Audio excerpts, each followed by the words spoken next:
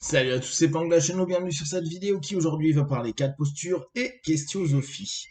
Euh, il y a quelques jours, je vous proposais cette idée pour arrêter les sessions, dire stop à un moment donné et ne pas continuer avec vos partenaires pour différentes raisons. Là aujourd'hui, j'aimerais revenir sur un élément que j'ai entendu pendant les compagnons de l'hypnose dans des groupes, et je trouve que c'est intéressant de s'y pencher, c'est la notion de rendre ou pas dépendant un partenaire à un praticien.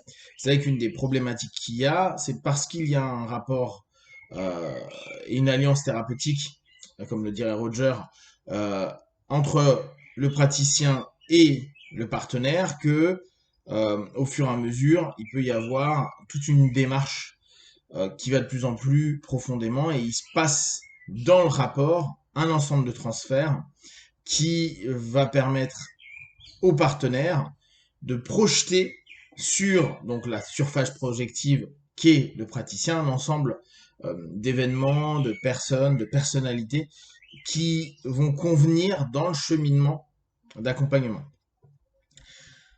On peut discuter, et ce qui arrive assez souvent, ou en tout cas qui a été discuté dans les années 60-70, notamment par le groupe de Chertok, sur le fait qu'en hypnose, il y a ou pas du transfert. De mon point de vue, on a du transfert tout le temps et sur à peu près tout le monde dans toutes les situations.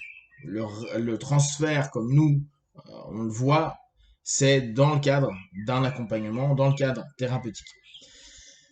Et on sait que donc, on va passer par plein de phases, que quand je dis on, c'est le duo va passer par plein de phases, et en l'occurrence, le praticien va devenir plein de choses. Le meilleur ami, le pire ennemi, le père, la mère, le frère, la sœur, etc., etc. Dans ce cheminement-là, il faut bien voir que la personne qui vient en cabinet, elle attend une aide, elle attend un soutien, elle attend une solution, elle attend de la magie. Après, c'est à nous de recadrer, c'est à nous justement d'avoir notre cadre et notre posture pour être clean et savoir ce qu'on lui propose, ce qu'on est prêt à faire ou ce qu'on n'est pas prêt à faire parce que c'est pas notre cadre. Et bien sûr que à ce moment-là, qu'on soit solutionniste ou causal, d'une façon ou d'une autre, notre partenaire, il attend de nous quelque chose. Si en plus les séances lui permettent d'avancer, qu'il se sent mieux, il va se dire bah je vais mieux parce que la thérapie slash ma thérapeute. Alors qu'on sait bien que ça va mieux parce que la personne s'autorise à et qu'elle a ouvert un champ de perspectives, d'options, etc., etc. Pendant des années, moi je suis parti sur une posture liée à l'accompagnement qui était celui de la canne. C'est surtout quand je faisais de l'énergétique que j'avais vu cette métaphore-là, et je l'ai gardée. Je trouvais que c'était très intéressant. La plupart du temps, la question qu'on peut se poser, c'est bah, il faut pas que je rende dépendant de mon partenaire. D'ailleurs, c'est une des grosses critiques des thérapies brèves et des thérapies, on va dire des nouvelles thérapies un peu speed, versus les thérapies analytiques ou les thérapies longues, où il y a une espèce de moquerie. Et j'ai été le premier, hein, il y a des années, à un peu me dire ah mais non, mais on peut faire en 5 séances que des gars font en 15 ans. J'y suis complètement revenu. Hein. Je suis plus du tout d'accord avec ça. Mais c'est normal, quoi. Au départ, on est beaucoup à avoir pensé ça. Euh, et donc dans ce cheminement-là, dans cette moquerie-là, il y a cette idée de se dire, bah, en gros, tu rends dépendant ton partenaire, tu le rends pas autonome. Alors que nous, au travers de l'hypnose, quand on enseigne l'auto-hypnose, la sophro, quand on enseigne l'autosophronisation, euh, et en coaching, etc., on est en train de laisser, hein, là, alors là, je parle du monde des praticiens, une indépendance et on les rend autonomes. Sauf que, au départ, clairement, le partenaire, il veut pas être autonome. Il a besoin d'une canne. Il a été blessé, traumatisé, esquinté, abîmé, ce que vous voulez. C'est quelqu'un, si physiquement, il a la jambe pétée, le bassin en miettes, le dos cassé, quoi, qu'importe quoi. Mais à ce moment-là, la canne, elle va lui servir de support. Et donc oui, il est dépendant de son support. D'où le fait et l'importance de trouver un praticien qui nous correspond. Quand on est partenaire, la première chose à voir, c'est avoir la bonne canne. Celle qui va nous permettre de sentir à l'aise, c'est beaucoup dire, mais en tout cas moins mal par rapport à notre pathos, notre problématique. Donc, effectivement, au départ, il va y avoir une notion de dépendance parce que vu que c'est une canne et que c'est sur cette canne-là que repose une partie du poids psycho-émotionnel de la personne, oui, à ce moment-là, il peut y avoir une forme de dépendance. Et ça, le praticien qui apporte la discipline doit s'en rendre compte.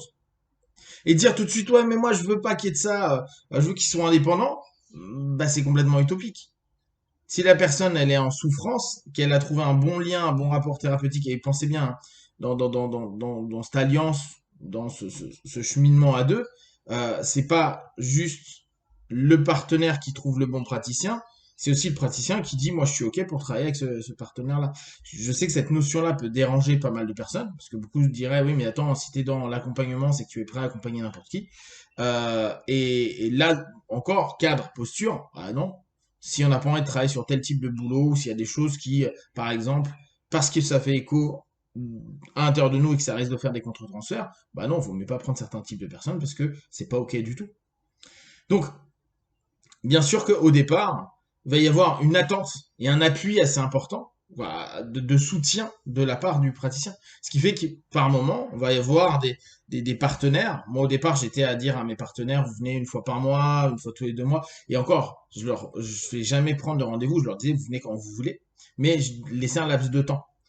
Justement, parce que dans ma tête, je me disais, il faut éviter qu'il y ait une espèce d'excès et de compensation. Sauf qu'avec les années, je me suis dit, bah non, s'il a besoin d'une séance par semaine, ou comme faisait Lacan, parfois 2 séances par semaine, je crois qu'en psychanalyse, il y en a encore qui le font, etc., etc. Ne serait-ce que pendant un mois, peut-être, pendant 2, 3 mois, c'est à lui de voir. Et que après, bah, c'est une par mois ou une tous les 3 mois, c'est lui qui voit. Mais si pendant un laps de temps, il a besoin d'avoir ce support, et que vous êtes prêt à donner ce support, donc à être cette canne-là, bah, pas grave qu'il y ait un rapport de dépendance pendant un laps de temps. L'idée étant toujours, parce que vous le savez, que vous êtes une canne, mais l'idée est qu'il utilise de moins en moins la canne. Et que vu qu'il arrive à reprendre, à se rééduquer, à se retrouver en phase, etc., bah, qu'il commence à moins prendre sur ses sorties ses cannes, puis au fur et à mesure de laisser la canne à la cave, parce qu'il y en a plus besoin. D'ailleurs, il faudrait revoir la canne à la cave, ce que ça pourrait représenter en process code. Bref. Et à ce moment-là, lâcher. Et c'est là où je trouve qu'il y a un truc vraiment intéressant, c'est au moment où on sait que ça va mieux, le partenaire va mieux, on peut très bien dire, bah, ok, là, c'est fini avec moi, trouve quelqu'un d'autre, si tu as envie d'autre chose, partir, je sais pas, sur de la pleine conscience, sur de la méditation, sur du yoga, sur, etc., etc. Et l'accompagner justement vers la fin du cycle d'exploitation de la canne que vous êtes. Ça peut prendre des semaines, ça peut prendre des mois, ça peut prendre des années. Pour l'instant, et là c'est vraiment très perso et je suis vraiment en réflexion là-dessus, ce que je trouve complexe, c'est que Freud par exemple disait que la thérapie s'arrête quand il n'y a plus de transfert. Sauf que pour l'instant, dans aucun des systèmes, et là je parle de moi quand je suis partenaire ou quand j'en parle avec des thérapeutes, j'ai rarement vu une personne qui dit bah il y a plus de transfert, même s'il est complètement neutre. Alors ça se trouve c'est vraiment ça, c'est bah on s'en fout, c'était un thérapeute, on n'a pas plus d'émotions à l'intérieur puisqu'on a nettoyé cette chose-là. Mais en tout cas, cette notion de se dire bah ça y est c'est fini, bah pour moi qui ai encore du transfert, c'est pas forcément important. Moi j'ai beaucoup de mes partenaires qui m'apprécient pas toujours forcément, mais qui apprécient le boulot que je leur ai proposé. Et donc sur moi c'est pas ok, mais ils m'envoient quand même du monde parce que le travail est correct. Mais eux ne reviendront certainement jamais me voir parce que je reste cette espèce de cumul de batterie dans laquelle ils ont laissé toute l'énergie négative à un moment donné.